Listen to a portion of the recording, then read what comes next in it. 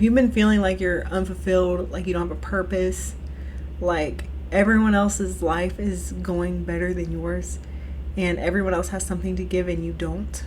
That, I think, has a lot to do with social media. Welcome back to episode 2 of Pitch a Fit. I'm Tony, same host as last time, same host as every time. I have a confession to make. I am deeply and horribly addicted to social media. It's just gotten to a point where I feel like my quality of life has gone so much further down than normal.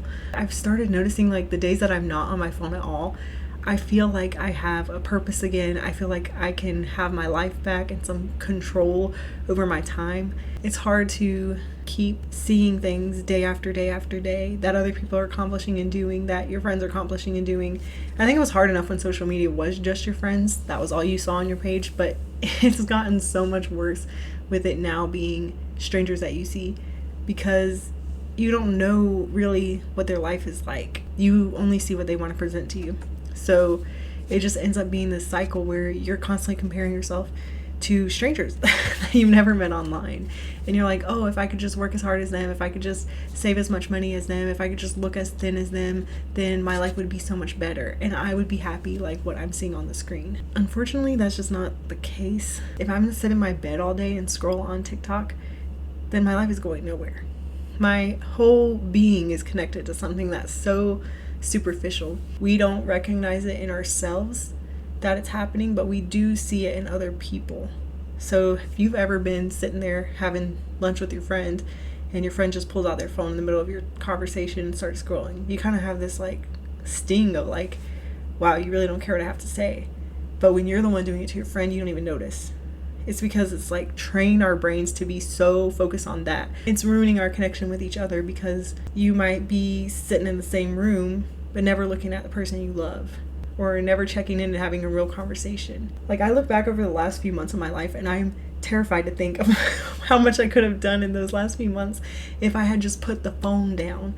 How much deeper my relationships would be, how much more grounded I would be emotionally, mental health wise. Time is a luxury that you can't get back, and you get to choose how you spend your time. So it's on you, it's not on anyone else what you do with that time.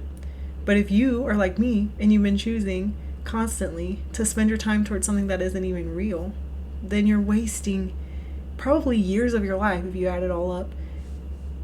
And you could have learned the skill you wanted to learn. You could have become the person you wanted to become. I just really want to get my life back. And I think a lot of people do.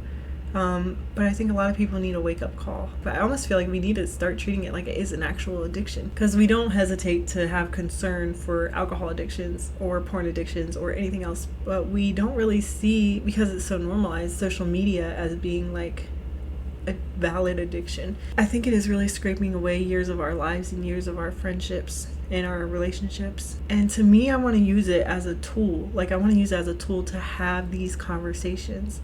But that is gonna, like, for me, I know that it's gonna require a lot more intentionality on how I use it. Like, I want to create stuff. I want to be bored. I want to remember what it's like to have an original thought in my brain and not just constantly be comparing myself to other people.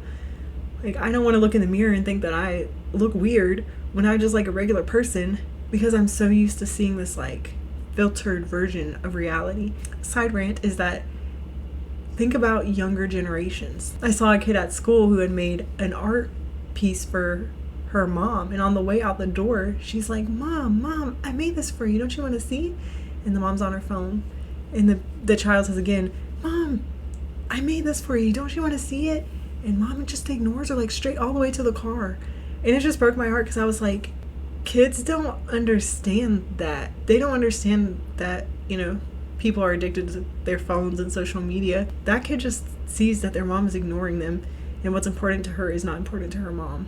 And then the way kids are perceiving us as an older generation is embarrassing. Like, I feel like we should almost be ashamed of ourselves for the way that the younger generations get to perceive us right now. They see us locked in on the phone, and all their friends and all their family members locked in on their phone, and it's so isolating and lonely.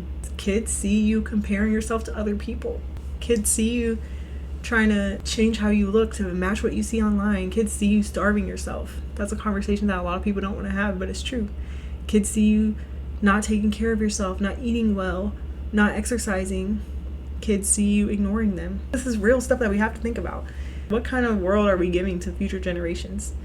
At this point, it's really scary, the kind of world that they are going to inherit. The fact that we are losing connection with each other at a rapid pace, and no one's stopping to think, isn't something wrong here? Another thing too is, like, I remember when I was a kid, community was like a really big thing.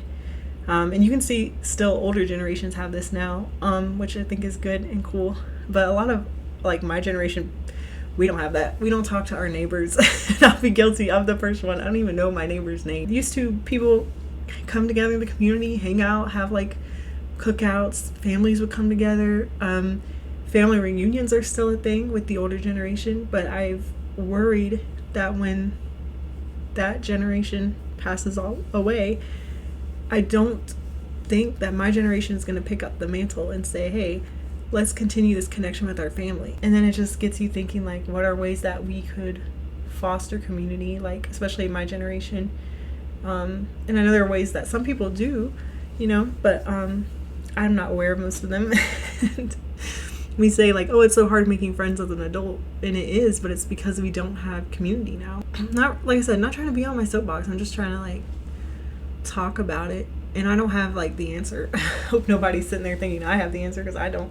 Like I said, I'm right in the middle of it with you. My social media addiction got so bad, like, I have a really hard time now watching movies, because the payoff isn't immediate when you turn on a movie. It's an hour and 30 minutes, so you have to, like, build up to the story. And I remember I tried to turn on, I haven't seen most of the Marvel movies, believe it or not, and I tried to turn on Iron Man one day to watch, like, the first one, and I was like 5 minutes in, and I was like, I can't do this, like, it's boring. It's Iron Man, you know what I mean? That's crazy. So that's one example, I guess, of, like, how, like, warped our brains have become. I'm sure I'm not the only one who's experienced it, not being able to sit through a movie. I made a little list of things that you can do instead of doom scroll, because I said I didn't have any advice. That's not true completely. I do have advice. I have ideas of what I'm going to do to stop doom scrolling, so I'm gonna share them with you. I wrote them down on my little note card. Things you can do other than scroll: read a book or a chapter of a book, because some of y'all are overachievers like me. You're sitting there thinking, it's gonna take so long to read a book, I shouldn't even start. No, just read a chapter, okay? You don't have to be good at everything. Just read a chapter, please. Y'all need to read some books. I need to read some books too. Go for a walk outside. I know it's like a foreign concept now to go outside, but go for a walk. Oh, it's cold. Wear a coat. Wear a coat. Dance around your room. Learn a dance. That's something that I started doing when I would get depresso espresso. And I literally remember shortly after, what's the name of that movie? K-pop Demon Hunters came out. I was really depressed, and I said, we're not gonna have that. We're just not gonna have that. And I asked my fiance if he would come into the living room with me and learn the soda pop dance, because I was like, depression is not getting me today. No, sir. And it didn't, because I learned the soda pop dance. This is a foolproof method, tried by yours truly. Call your friends or relatives. I know we don't really know what to do with that phone. It's a foreign concept to call people nowadays, but you should call people. You should call and check up on the people you love. If you don't want to call people, another idea is to write a letter. That's a lost art too. But you know how excited I would be if I got a letter in the mail from somebody where they bought a little stamp and put it on there? That meant they really wanted to talk to me. And they really wanted to send me something. That would just mean so much. So that's a good idea too. Play a video game. I know that's still like a screen, but I very much see, like, video games, movies, TV shows. I view that very separate from social media addiction, because you're still using different parts of your brain for that. So video game, you're problem solving, you're strategizing, you might be interacting with other humans. Some other ideas: learn a new hobby. It doesn't have to be one that you go out and spend money, but sometimes it's okay to spend money on a hobby. I know we're all tight for money right now, but if you have anything extra, anything you can save up toward, it is worth it to get out of your house once a week. Go see real people, do something real. It's never too late. Don't let age stop you. People are nowadays like, 30 is so old, and to those people I say, 30's old. wake up. 30 is not old. That's another thing social media is making y'all forget. It's not just 16-year-olds out here in the world. There are people who have very fulfilling and very enjoyable lives well after their 30s. You know, there are people older than 30, right? That's another idea, to go find hobbies outside of your house. If you have hobbies inside your house, you could crochet, you could draw. Most people have a pen and a paper somewhere in their house, okay?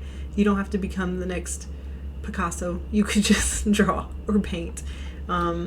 You could do arts and crafts again. You could learn to skateboard. You could learn to sew or knit. So anyway, these are just some ideas for everyone out there looking for ideas. And I will take any that y'all have as well. I'm telling you, beyond the screen, there's so much value in life. There's so many amazing and beautiful moments that we are missing out on because we are numb to reality. We don't ever really get to see anything authentic. And I would argue even this, as much as I want it to be, isn't authentic, just because this is not how I normally look. I am dressing up for this, and I do think that is something that we should do in general, is show up for ourselves in the ways that we want our life to go, and show up for ourselves in the ways that we would for our friends and our family members. But this isn't authentic. Look at this. I got a zit right here that I covered up with like a pound of makeup. It's not authentic. My hair just happened to look like this today. It was like a Christmas miracle because it's never looks like this. This isn't realistic, but this is something that like I just kind of want to like get the word out, like get that message out for myself and for other people, because I want to do so much better. I don't want to lose any more time in my life than I've already lost to doom scrolling, to social media, to anything.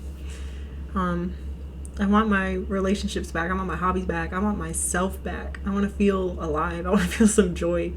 And I think the only way to do that is to just cut ties with this like false reality that we have access to now with our phones. I'm really excited about the pod. I'm really excited that you listened. If you listened this far, thank you. We have many, many more good episodes to come. Keep me in the loop on what you guys want to hear about on the podcast. And you can find the Pitch a Fit pod on YouTube and Spotify with the full versions, and you'll find clips on TikTok and Instagram. So I'm not trying to be one of those people, but follow, okay? Follow and like and share with your friends. That's pretty much it. Thank y'all for watching, and I'll see you next week.